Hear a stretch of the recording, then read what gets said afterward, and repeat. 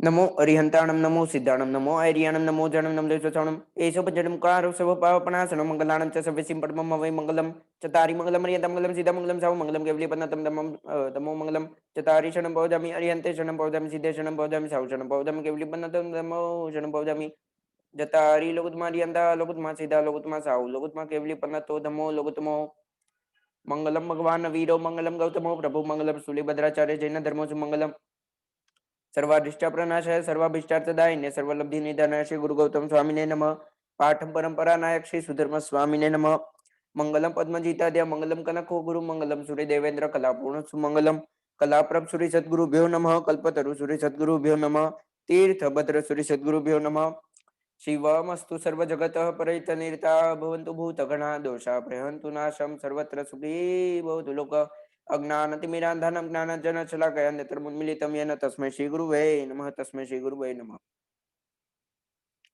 इतने दिन से हम पुण्य तत्व में थे। आज हमारा आखिरी दिन है पुण्य तत्व का। कल से पाप तत्व की शुरुआत करेंगे। पुण्य तत्व के मुख्य दो भेद है। हमने 9 प्रकार के पुण्य पढ़े थे। अन्न पुण्य, जल पुण्य, वस्त्र पुण्य, वाहन पुण्य, शयन पुण्य, आसन पुण्य, मन पुण्य, वचन पुण्य, काय पुण्य, नमस्कार पुण्य। ऐसे 9 प्रकार के पुण्य हमने पढ़े थे। लेकिन यह सभी पुण्य यह क्या है, ये अभी थोड़ी देर बाद पढ़ेंगे। लेकिन पहले और 2 भेद जो पुण्य के मुख्य भेद होते हैं वो भी अभी पढ़ेंगे।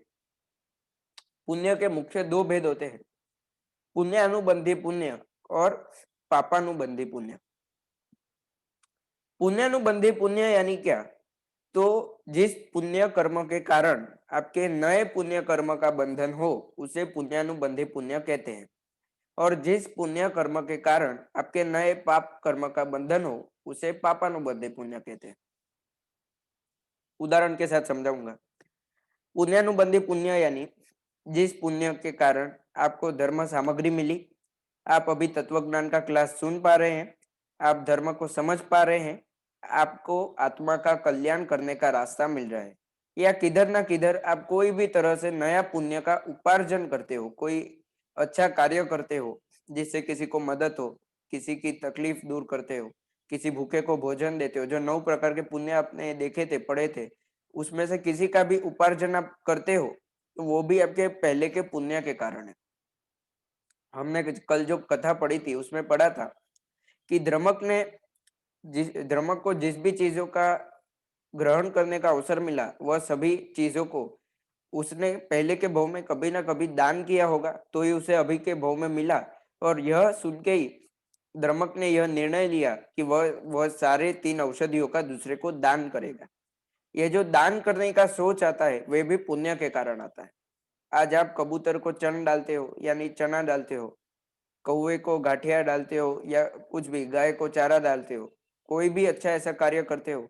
बहुत सारे ऐसे व्यक्ति लोग, इंसान लोग हैं जो खाने से वंचित है, जिन्हें खाना नहीं मिले उन्हें खाना देते हो। कोई भी ऐसा प्रकार का पुण्य तत्व का बंधन करते हो, पुण्य बांधते हो, तो यह भी पहले के आपके पुण्य के कारण है। पहले यदि आपने पुण्य किया तभी आपको सामग्री मिली, तभी धन मिला, तभी आप उधर तक जा पाए और तभी आप वह दान कर्म कर पाए। बिना उसके आप यह कार्य नहीं कर पाते, बिना उसके आप नए पुण्य का उपार्जन नहीं कर पाते। पुराने पुण्य के कारण नए पुण्य का उपार्जन जो आप करते हो इसे पुण्यानुबंधी पुण्य कहा जाता है। मेरे पुण्य है इसलिए मैं आपको यह क्लास में बोल पा रहा हूँ, यह क्लास में आपको यह तत्वज्ञान का क्लास ले पा रहा हूँ, आपको सिखा सकता हूँ। आपके पुण्य है तभी आप सीख पा रहे हो। हमारे दोनों के परस्पर संबंध है, तभी आप आ रहे हो, तभी मैं पढ़ा रहा हूँ। इसी तरह यह जो आपका और मेरा जो पहले का पुण्य हमने किया था तभी आज हमें यह मिला है। और अभी यह सुन के भी, अभी आप इधर आके भी, अभी यह मैं आपको दे के भी नए पुण्य का उपार्जन कर रहा हूँ। तो यह जो नए पुण्य का उपार्जन हो रहा है तो इसे पुण्यानुबंधी पुण्य कहते हैं। नए पुण्य का उपार्जन जो हुआ इसे भी पुण्यानुबंधी पुण्य कहते हैं, और जो पहले पुण्य का बंध हुआ उसे भी पुण्यानुबंधी पुण्य कहते हैं। जिसके कारण नए पुण्य का उपार्जन हो रहा है, जो पुराना पुण्य था उसे भी पुण्यानुबंधी पुण्य कहते हैं, क्योंकि उस पुण्य से आगे नया पुण्य बंधन हुआ और आगे जो आपका पुण्य बंधन हुआ है वो आपकी धर्म की क्रियाओं के कारण, धर्म की सामग्री के कारण, धर्म की आराधना के कारण वो पुण्य बंधन हुआ है। इसीलिए वह पुण्य भी पुण्यानुबंधी पुण्य ही है, वो आगे भी आपका पुण्य का बंधन ही करवाएगा। यह निश्चित है, इसकी गारंटी है। जो आप धर्म सामग्री से, धर्म की आराधना से जो पुण्य का बंधन करते हो वह पुण्यानुबंधी पुण्य ही होता है, वह आपको आगे भी पुण्य का बंधन करवाएगा। और जो पापानुबंधी पुण्य यानी क्या, मैंने बहुत सारे लोगों को शांति दी, समाधि दी, आंखों को ठंडक दी, सभी लोगों को कानों में, पेट को, गले को राहत दी, ठंडक दी, तो आज मुझे कोको कोला पीने को मिल रहा है। कोको कोला पीऊंगा और मैं पापों का उपार्जन करूंगा, तो यह क्या होगा? तो यह पापानुबंधी पुण्य कहलाएगा। मैंने पहले किसी ना किसी का पेट भरा रहेगा, किसी ना किसी के गले को, आंखों को, कानों को राहत दी होगी, तभी आज मैं वही सारे अंगोपांग के पाप कर पा रहा हूँ। आप जो पाप करते हो वो भी पुण्य के कारण ही कर पाते हो। बिना पुण्य के पाप असंभव है। यदि आप वह कर पाते हो तो उसमें आपका पुण्य का बैकअप है। बिना पुण्य के बैकअप के नया पाप करना भी असंभव है। अभी मेरा पुण्य का बंधन है, इसीलिए मैं अभी पिक्चर देखने जाऊंगा, सिनेमा में जाऊंगा, स्विमिंग पूल में जाऊंगा, कोई और ऐसी जगह पे जाऊंगा जहाँ जीव हिंसा हो, जीवों को पीड़ा हो, जहाँ झरना का पालन न हो, उससे ऐसी कोई भी मैं जगह में जाता हूँ तो वहां मेरा पुण्य का बंधन है, इसीलिए मैं जा पा रहा हूँ। ये पहली बात। और वहां जाकर मैं मेरे पुण्य को तोड़ रहा हूँ और पाप में परिवर्तित कर रहा हूँ। मैं जीव हिंसा कर रहा हूँ, जीवों को पीड़ा दे रहा हूँ, सिर्फ अपने बारे में सोच रहा हूँ, जीवों का नहीं सोच रहा हूँ, बिल्कुल भी नहीं सोच रहा हूँ। जीवों को पीड़ा हो उतनी होने दे रहा हूँ, बिल्कुल भी उनका सोच रहा नहीं हूँ, बिल्कुल भी उनके बारे में कुछ भी नहीं कर रहा हूँ। तो इससे क्या हो रहा है? तो मेरे पापों का बंधन हो रहा है, क्योंकि मैं अपने बारे में ही सोच रहा हूँ। मैं सेल्फिश हो गया हूँ। मैं कैसा हो गया हूँ? तो सेल्फिश हो गया हूँ, अपने बारे में ही सोच रहा हूँ। तो यह मेरे पापों का बंधन हो रहा है। यह जो पापों का बंधन हो रहा है वह पुण्य के कारण ही हो रहा है, और इसीलिए यह जो पुण्य था उसे पापानुबंधी पुण्य कहा जाता है। जिस पुण्य के कारण नए पापों का बंधन हो उसे पापानुबंधी पुण्य कहा जाता है, और जिस पुण्य के कारण नए पुण्य का बंधन हो उसे पुण्यानुबंधी पुण्य कहा जाता है। आप थिएटर में जाते हो, किसी को परेशान करते हो, किसी को पीड़ा में देख के आपको यदि मजा आता है तो यह भी पापानुबंधी पुण्य का उदय है। कैसे? आपके पास अच्छी बुद्धि है, कोई दुर्बल आदमी को देख के यदि आपको मजा आए, उसकी हंसी या उसकी मश्करी करने की आपको सोच है, तो यह पापानुबंधी पुण्य है। आप पाप का उपार्जन कर रहे हो। आपका ये ख्याल कैसे आता है? जब भी आपके पास बुद्धि ज्यादा है, जब भी आपके पास समृद्धि ज्यादा है, तभी आपके पास ऐसा ख्याल करने का अवसर आता है। जब भी आप ऐसा ख्याल आपके मन में लाते हो, तभी आप दुर्बल लोगों की अवहेलना करते हो, उनकी निंदा करते हो, उनका अनादर करते हो। वे भी जीव है, फिर भी उनका अनादर करते हो, इसीलिए आपका पाप का बंधन हो जाता है। आपके पास धन दौलत है, समृद्धि है, सम्मान है, आपके पास अच्छा स्टेटस है, अच्छी बुद्धि है, इसीलिए आप कोई निर्बल दुर्बल लोग का मजाक उड़ाते हो। इसीलिए ये जो दुर्बुद्ध आपकी जो बुद्धि है, आपका जो धन है, आपका जो स्टेटस है, आपका जो समृद्धि है, यह सभी भी पुण्य के कारण है। और यह जो पुण्य ने आपको जो दिलाया है, यह पापानुबंधी पुण्य है। आप आपकी समृद्धि का, धन का, दौलत का योग्य उपयोग नहीं करोगे तो वह आपका पापानुबंधी पुण्य है। आप आपकी धन से, दौलत से दान धर्म कम और इधर उधर उड़ाने के जलसे में ज्यादा वापरते हो, खुद के पीछे ज्यादा वापरते हो, तो पापानुबंधी पुण्य का 100% बंधन होता है। आगे आपका पाप ही बंद होगा। और उसी पैसों से यदि आप किसी को दान धर्म करते हो, किसी को दान देते हो, भूखे को खाना खिलाते हो, लेकिन पीछे अपेक्षा कैसी? कि मुझे संसार का सुख मिले, मुझे यह स्त्री चाहिए, मुझे यह घर चाहिए, यह गाड़ी चाहिए, ऐसा बंगला चाहिए, यह औजार चाहिए, ऐसा फर्नीचर चाहिए मेरे घर में, यह सारे जो भी मेरे को, ऐसी दुकान चाहिए, ऐसा कारखाना चाहिए, ये चाहिए, वो चाहिए, ऐसा सोना चाहिए, ऐसे डायमंड चाहिए, ऐसे दागिने चाहिए, ऐसे कपड़े चाहिए, यह जितने भी हमारे सोच है, यदि आप दान धर्म यह सब पाने के लिए करो, तो वह दान धर्म से जो पुण्य उपार्जन होता है वह भी पापन बंधी पुण्य ही होता है। यह सारा पुण्य जो आप उपार्जन करोगे वो आपको फिर से संसार की तरफ धकेलेगा, आपको सदगति में नहीं जाने देगा, और वह आपका आगे पाप कराएगा और आगे आपको दुर्गति में लेके जाएगा। वो जो पुण्य एक बार आप उपार्जन करोगे, यह अपेक्षा से कि मुझे ये चीजें मिले, वह पुण्य आपका उपार्जन हो जाएगा, लेकिन आगे जाके आपको अच्छे भाव में वह पुण्य के कारण जाओगे। उधर जाके हर एक चीज पे आप एकदम ममत्व भाव रखोगे, हर एक चीज के साथ आसक्ति करोगे, हर एक चीज को पकड़ पकड़ के प्रेम से करोगे, प्रेम करोगे कि ये मेरा, ये मेरा, ये मेरा, वो मेरा, सब मेरा मेरा मेरा करोगे, और उधर ही आपके पापों का बंधन हो जाएगा और सीधे जाओगे दुर्गति। यह शॉर्ट टर्म के लिए पुण्य होता है, लॉन्ग टर्म में दुर्गति का ही साधन है। आपको दुर्गति में भेजने के लिए कोई है तो वह पुण्य है।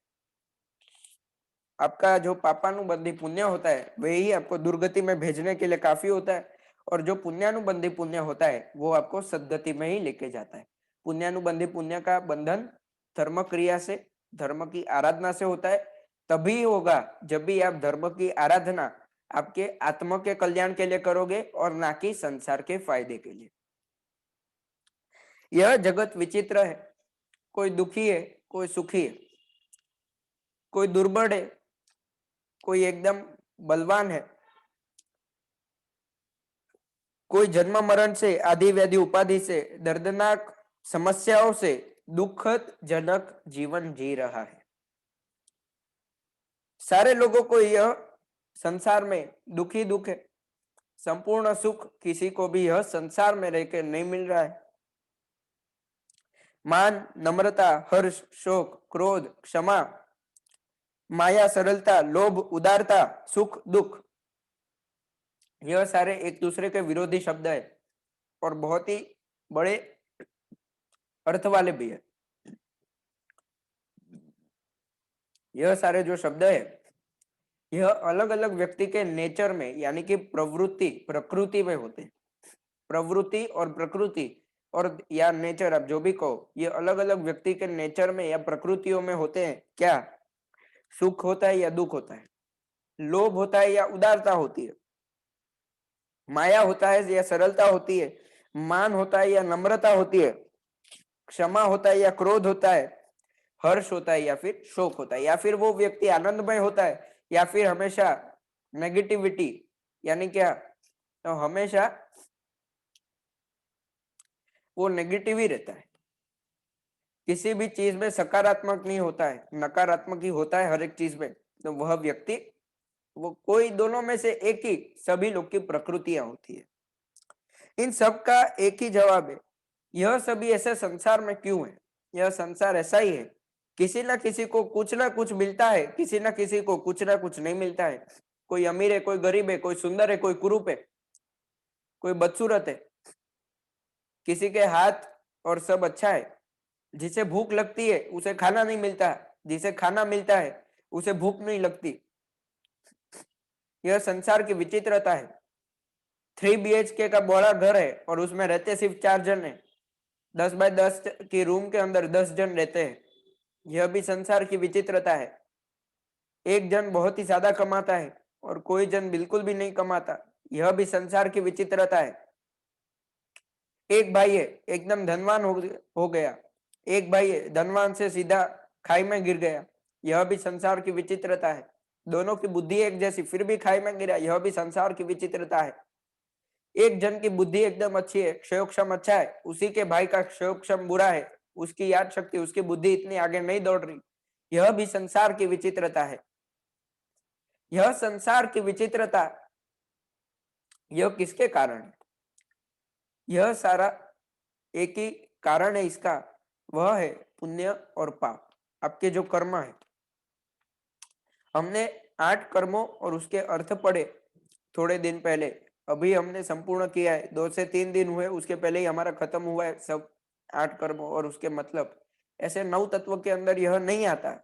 पुण्य के अंदर जितने कर्म आते उतने ही मैं आपको समझा दूं तो भी चलता था, लेकिन फिर भी मैंने आपको 8 कर्म और उसके भेद और उसके मतलब समझाए हैं। इसका कारण यह है कि उससे आपको आगे उसका अध्ययन करने की इच्छा जाग सकती है, जिससे आप उसे आगे समझने की इच्छा रख सकते हो। 8 तत्व, 8 जो कर्म है, वो इतने अच्छे हैं समझने को।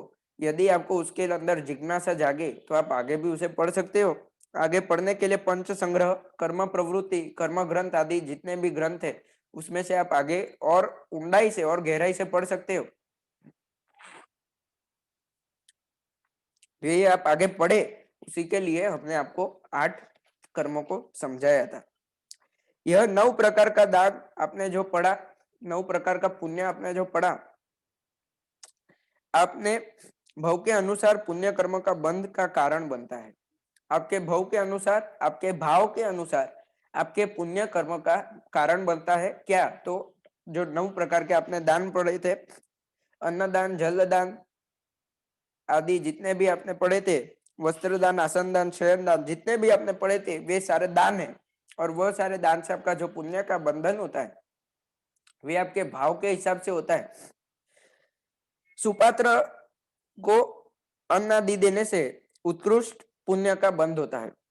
सुपात्र यानी मुनिवर, कोई व्यक्ति है जो भूखा है, उसे खाना खिलाने से उत्कृष्ट पुण्य का बंधन होता है। उसे भूखे को पेट भरने से उत्कृष्ट पुण्य का बंध होता है, लेकिन वह भी परमात्मा की आज्ञा अनुसार। पुण्य क्रिया किए बिना पाप क्रिया रुक नहीं सकती। जब तक जीवन में पाप क्रिया चालू है, तब तक पुण्य क्रिया की आवश्यकता होती है। जब तक आप पुण्य चालू है, या जब तक आप पुण्य नहीं करोगे, तब तक आपका पाप रुकने वाला नहीं है। और जब तक आपका पाप चालू है, तब तक पुण्य की आवश्यकता है। बिना उसके आप टिक नहीं पाओगे। पुण्य कार्य करने में यह ख्याल रखना अत्यंत जरूरी है। यह जो मैंने आपको पहले बताया, यही बात वापस दोहराने वाला हूं। पुण्य कार्य करते वक्त यह ख्याल रखना अत्यंत जरूरी है कि हमें पुण्य के कार्य के बदले किसी भी भौतिक सुख और सुविधा या पदार्थ की कामना नहीं करनी चाहिए, और केवल आत्म कल्याण का शुभ उद्देश्य ही पुण्य कार्य करना चाहिए। जब भी आप पुण्य कार्य करते हो, तभी आत्मा का शुभ उद्देश्य रखना है। अभी आप पूछोगे कि यह जितने भी प्रकार के 9 प्रकार के पुण्य है, उसमें आत्मा का शुभ उद्देश्य कैसे रख सकते, वो भी बताता हूं। अन्न पुण्य से परमात्मा के वचन अनुसार एक ही आत्मा के अंदर उद्देश्य रखना है। आज मैं यह जो दान कर रहा हूं, इससे किसी न किसी का पेट भरे, किसी न किसी को धर्म आराधना करने की शक्ति मिले, किसी न किसी को आत्म कल्याण करने की शक्ति मिले, पहला कारण। दूसरा कारण, यह यदि मेरे पास फिर से आएगा, यह जो मैं दान दे रहा हूं, वही मेरे पास फिर से भवांतर में आने वाला है, तो वो भव में परमात्मा मुझे आपका शासन दो, मुझे आत्म कल्याण करने की शक्ति देना। उस भव में यदि आप मुझे खाना दोगे, अन्न दोगे, तो उससे मैं मेरा आत्मा का कल्याण कर पाऊंगा। वह मेरी एक प्रकार से सामग्री होगी, किसके लिए? तो आत्मा के कल्याण के लिए। दूसरा है जल पुण्य। जितना मैं पानी पीऊंगा, उतना ज्यादा मैं बोल पाऊंगा, उतना ज्यादा मैं दूसरे को धर्म का ज्ञान दे पाऊंगा, धर्म का बोध दे पाऊंगा। इसीलिए जल की जरूरत है। बिना जल के मैं बोल नहीं पाऊंगा, मेरा गला सूखेगा। तो यह जो जल की आवश्यकता है, उसी लिए परमात्मा सभी को मैं जल का दान करता हूं, जिससे कोई ना कोई भवांतर में मुझे भी जल मिले, जिसके कारण सामने वाला मीठे वचन बोले। जिसे भी मैं जल का दान करता हूँ, वह व्यक्ति मीठे वचन बोले, जिससे वह जिसे भी बात करता हो, उसे अंदर समाधि मिले, आनंद का अनुभव हो, उसके चित्त में प्रसन्नता हो, उसका भी आत्म कल्याण हो, उसके अंदर से दोष का निवारण हो, दोष का अंतःकरण हो, दोष निकल जाए, ऐसी परमात्मा को प्रार्थना। और मुझे भी जल मिले कोई ना कोई भवांतर में, तो तभी मुझे ऐसा गला देना, ऐसी मुझे बुद्धि देना, जिससे मैं आपके शासन को और आगे फैला सकूं, और लोगों तक पहुंचा सकूं, और धर्म का बोझ दे सकूं। तीसरा है वस्त्र पुण्य। वस्त्र पुण्य यह बहुत ही ऐसा पुण्य है, इससे आपको आपके ब्रह्मचर्य का पालन करना है। हे परमात्मा, वस्त्र का जो मैं दान कर रहा हूँ, इससे लोग अपने ब्रह्म का पालन कर पाए, अपने शरीर को ढक पाए, अपने तन को ढक पाए, इसीलिए मैं वस्त्र का दान कर रहा हूँ। भवांतर में यदि मुझे यह वस्त्र मिलते हैं तो उससे मैं भी मेरा अभ्रम का सेवन ना करके मैं ब्रह्मचर्य का पालन कर पाऊं, ऐसी परमात्मा से विनंती। ऐसा ही आत्म कल्याण के शुभ भाव से वस्त्र का दान है। और साथ में दूसरे को वस्त्र के दान से उसके स्वयं की ब्रह्म का पालन होता है, साथ में दूसरे की भी नियत ना बिगड़े, उसके लिए वस्त्रों का दान देना है। इसीलिए पूर्ण वस्त्र पहनने की आज्ञा परमात्मा ने दी है। और एक समय के बाद मर्यादाओं का पालन करना भी आवश्यक है। आपको पता नहीं होगा, शास्त्र में दिया गया है, एक लड़की और उसका पिता, एक पिता और उसकी जो बेटी होती है, उसे भी बेटी एक उम्र तक पहुंच जाए, उम्र लायक हो जाए, उसके बाद पिता और पुत्री यानी पिता और बेटी के बीच में कितना अंतर होना चाहिए उसकी भी शास्त्र में बात आती है। हर एक चीज में आपका ब्रह्म का पालन हो, ब्रह्मचर्य का पालन हो, आपका अभ्रम ना हो, ब्रह्म टूट ना जाए या खंडित ना हो जाए, और किसी की नियत आपके कारण ना बिगड़े, इसी के लिए शास्त्र में बात आती है। नियत जिसकी बिगड़ती है उसे का तो कर्म का बंधन होता ही है, साथ में बिगाड़ने के कारण को अभी कर्म का बंधन होता है।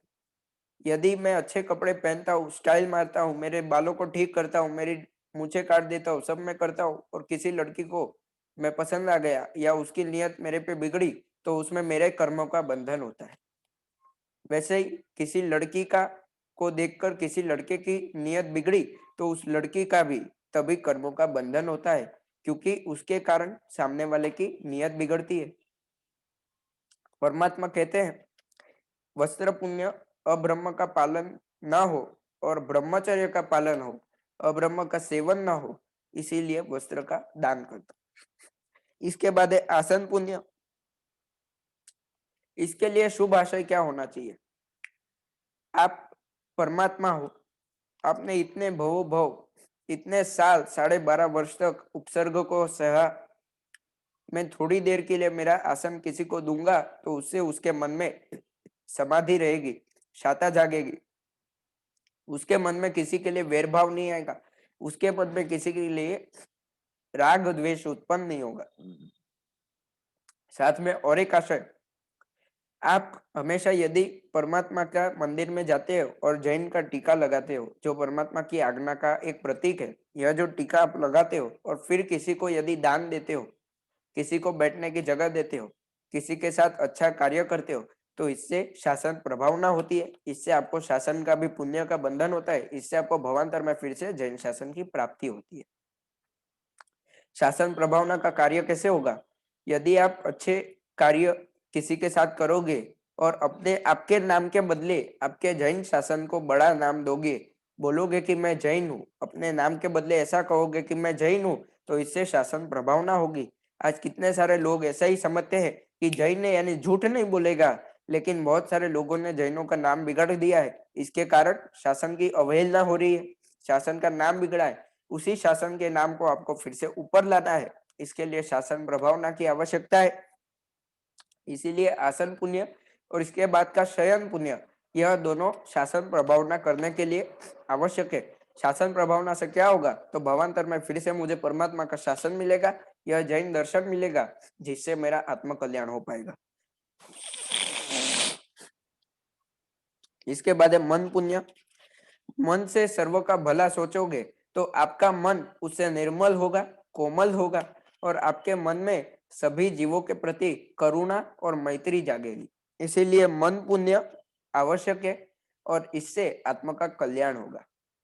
यह इसीलिए करना है क्योंकि आपके मन के अंदर सभी जीव के प्रति मैत्री, करुणा, माध्यस्थ, प्रमोद भाव जागे, सभी जीव को आप अपने समान माने, इसीलिए यह पुण्य का बंधन करना है। इसीलिए मन का दान करना है, आपके विचारों से दान करना है, सभी का भला सोचना है। इसके बाद है वचन पुण्य। आपके अच्छे वचन से, आपके अच्छे बोल से किसी न किसी को खुशी मिलती है, किसी न किसी को सुख का अनुभव होता है, किसी न किसी को राहत मिलती है, शांति का अनुभव होता है। तो इससे भी आपके शासन की प्रभावना होती है, आपके कारण सामने वाले जीव को समाधि मिलती है, शांति जो मिलती है, उससे सामने वाले जीव का राग और द्वेष करने से वह जो कषाय करता है उससे बच जाता है, और वो जो कषाय नहीं करता उसका पुण्य भी आपको मिलता है। इसके कारण उसके मुंह पे जो मुस्कुराहट आती है, वह मुस्कुराहट देकर देखकर आपके भी चेहरे पे मुस्कुराहट आएगी, आपका भी दिन अच्छा गुजरेगा। मैंने खुद ने देखा है, मैं भी अभी बहुत सारे जन को जिन्हें जरूरत थी उन्हें देने गया था, अन्न और आदि बहुत सारी चीजों का दान करने गया था, भक्ति करने गया था लोगों की। तभी सामने वाले के चेहरे पे जो मुस्कुराहट आती है, वह देखकर जो मेरा दिन बन जाता था, मेरे को जो आनंद आता था, वह अद्भुत था। बोलने जैसा नहीं है, इतना अद्भुत आनंद था। वह आनंद जब भी आप देखोगे, सामने वाले के चेहरे पर जो खुशी आएगी आपके कुछ शब्दों के कारण, यदि आप ऐसा भी बोलो कि मैं आपके साथ हूँ, कोई टेंशन मत लेना, कोई चिंता ना करना, तो भी सामने वाले के मन में राहत जो होती है, उससे भी आपका वचन पुण्य का बंधन होता है। साथ में मैं अभी आपको परमात्मा की वाणी दे रहा हूँ, परमात्मा के वचन सुना रहा हूँ, परमात्मा की आज्ञाएं आपको बता रहा हूँ। इससे आपको कहीं ना कहीं नया ज्ञान की प्राप्ति हो रही है। नए ज्ञान की जो प्राप्ति हो रही है, वो भी आपके बहुत सारे पाप कर्म को अटकाने वाली बनेगी, ऐसा मुझे भरोसा है। कहीं ना कहीं यह समझ के आपके जीवन में कुछ ना कुछ बदलाव आएगा, और यह सारे बदलाव का कारण यानी निमित्त मैं बनूंगा। इससे मुझे भी कोई ना कोई भव में शायद नव तत्व ज्ञान की प्राप्ति होगी। फिर से मुझे कोई ना कोई आके समझाएगा, जैसे मैं आज आपको समझा रहा हूँ, वैसे कोई ना कोई मुझे आके समझाएगा। आपने भी किसी को कोई ना कोई भव में समझाया है, तभी आज आपको मिल रहा है। उसी तरह मुझे भी कोई ना कोई भव में कोई समझाएगा, उसी आशय से, उसी स्वार्थ के साथ। मैं बता रहा हूँ, स्वार्थ ये शब्द वापर रहा, क्योंकि यह दुनिया स्वार्थी है, बिना स्वार्थ के यहाँ पे सुख नहीं। यह स्वार्थ के साथ मैं जो आपको समझा रहा हूँ, उसी से वचन पुण्य का बंधन भी हो रहा है, आपका भी और मेरा भी। और इसी से भवांतर में मेरे आत्मा का कल्याण हो, जिससे मुझे तत्व ज्ञान मिले। इसीलिए मैं आपको पढ़ा रहा हूँ, इसीलिए मैं ऐसे वचन दे रहा हूँ। आठवां है काया पुण्य। दूसरों की वयावच, दूसरों के गुण गाने, दूसरों के प्रति आदर सम्मान भाव लाना, यह काया पुण्य का एक उदाहरण या काया पुण्य का एक भाग है। काया पुण्य के अंदर आपको दूसरों की प्रशंसा करनी है। तो यह जो आप करते हो, तो इससे क्या होता है, तो अपने अंदर में दूसरों जीवों के प्रति प्रमोद भाव, आदर बढ़ता है, सम्मान बढ़ता है, जिससे आपके अंदर से किसी के लिए डिसरिस्पेक्ट यानी कि अनादर कम हो जाता है, और उसके कारण आपके अंदर पाप कर्म भी कम होता है। जब भी आप किसी का अनादर करते हो, अनादर करने के बाद आपका वह पूरा दिन अंदर चलता रहता है कि उसने ऐसा किया, मैंने ऐसा किया, यह है, वो तो ऐसा है, वैसा है, तैसा है। जो आपके मन में जो विचार चलते रहते हैं, उसके कारण आप इतने सारे पापों का बंधन कर देते हो। वैसे ही यदि आपके मन में सबके लिए आदर होगा, तो आप वह सारे पाप कर्म तो छोड़ दोगे, लेकिन सामने उससे अनंत, अनंत में शब्द यूज कर रहा हूँ, अनंत का वापर कर रहा हूँ, उपयोग कर रहा हूँ, अनंत गुना ज्यादा पुण्य का बंधन होगा। यदि आपने सबकी निंदा छोड़ दी, सबके लिए आपने अंदर आदर भाव रखा, तो आपका अनंत गुना पुण्य का बंधन होगा सबके। और एक बात है, काया पुण्य से यह क्या होता है, तो इसका में कल्याण कैसे होता है, तो काया पुण्य का पालन करने के लिए और इसके बाद वाला नमस्कार पुण्य का पालन करने के लिए आपको सबके गुण को देखने की आवश्यकता है और दोषों को छोड़ने की आवश्यकता है। यह दोनों पुण्य को देखने के लिए या दोनों पुण्य का बंध करने के लिए सबके गुणों पर नजर रखनी है और सबके दोषों को छोड़ना है, सबके दोषों को नजरअंदाज करना है। यदि आप ये चीज, एक छोटी सी चीज भी करोगे, तो आपके भवो भव के फेरे टल जाएंगे, भवो भव आपके कट जाएंगे, आपको जाना नहीं पड़ेगा, बहुत घूमना नहीं पड़ेगा, और मोक्ष आपको जल्दी मिलेगा। सभी जीव के गुण देखने हैं और सभी जीव के दोषों को छोड़ देना है, तो इससे आपके नमस्कार पुण्य का बंधन होगा।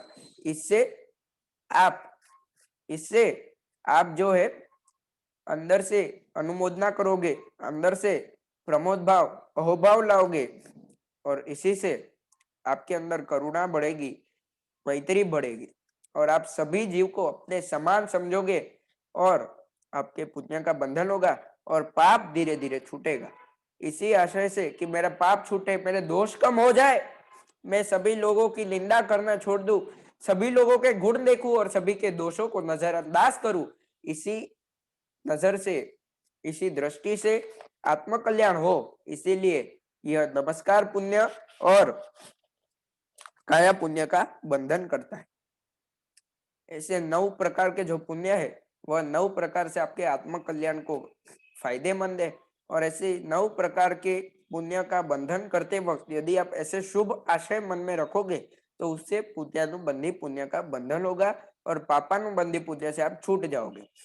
पुण्यानुबंधी पुण्य का बंधन यदि हुआ तो आपको आगे भी वह पुण्य का बंधन करवाएगा, जिससे धर्म सामग्री मिलेगी और आत्म कल्याण के मार्ग पर, यह सिद्ध भगवान के मार्ग पर, यह रजोहरण के, यह संयम के, यह आत्म कल्याण के, यह सिद्ध गति के मार्ग पर आप आगे बढ़ पाओगे। जीवन में पुण्य उपादेय है, यानी पुण्य ग्रहण करने योग्य है। व्यवहार से पुण्य को ग्रहण करना चाहिए। हेय ज्ञेय उपादेय हमने जो पहले पढ़ा था उसी में से उपादेय पुण्य को उपादेय में गिनते हैं। तो यह पुण्य उपादेय है यानी ग्रहण करने जैसा है, क्योंकि आत्मा विकास के साधन रूप मनुष्य गति, पंचेंद्रिय जाति, औदारिक शरीर तथा उत्तम कुल जाति और सुदेव सुगुरु सुधर्म कई सभी सामग्री वगैरह की प्राप्ति पुण्य से ही होती है। आपको अभी क्या, आपके पास अभी क्या है, मनुष्य गति है, आप पंचेंद्रिय जीव हो, संज्ञी पंचेंद्रिय हो यानी कि मन है आपके पास, आपके पास औदारिक शरीर है, औदारिक शरीर के बिना आप संयम का पालन नहीं कर पाते। औदारिक शरीर है तो आप सामायिक ले पा रहे हो, आप प्रतिगमन कर पा रहे हो, आप पोषक कर पाते हो, आप जितने भी धर्म क्रिया है, जितने भी धर्म आराधना है उतनी आप कर पा रहे हो औदारिक शरीर से। यह भी है आपके पास उत्तम कुल है, उत्तम कुल यानी जैन कुल। उसके बाद आपके पास उत्तम जाति है, आप अच्छी जाति से हो। इसके बाद आपके पास सुदेव है यानी कि अरिहंत परमात्मा, सुगुरु है यानी कि जो भी आपके होंगे, नहीं है तो बना लीजिएगा, किसी न किसी के संपर्क में आइएगा, क्योंकि सुगुरु आपको तारने के लिए योग्य है और बिना उनके आप तर नहीं पाओगे। और सुधर्म है यानी कि जिन शासन है, परमात्मा का दिया हुआ ज्ञान है, परमात्मा का दिया हुआ वचन है, परमात्मा के दिया हुआ धर्म है, परमात्मा का दिया हुआ मार्ग है यानी कि सुधर्म। और यह सभी सामग्री पुण्य से ही मिलती है, इसीलिए पुण्य आवश्यक है। पुण्यानुबंधी पुण्य आत्मा को मोक्ष योग्य सभी सामग्री की अनुकूलता प्रदान करता है। मोक्ष के योग्य सभी सामग्री, मोक्ष के लिए आवश्यक जितनी भी सामग्री है, यानी कि जैन कुल, उत्तम कुल, सुधर्म, सुदेव, सुगुरु, जितनी भी धर्म करने की सामग्री है, आवश्यकता है, औदारिक शरीर है, मनुष्य गति है, पंचेंद्रिय गति है, उसमें भी संज्ञी पंचेंद्रिय गति है, जितने भी सामग्री के रूप में आती है, यह सभी आपको यदि कोई दे सकता है तो यह है पुण्यानुबंधी पुण्य। और इसीलिए पुण्यानुबंधी पुण्य की आवश्यकता है। और साथ में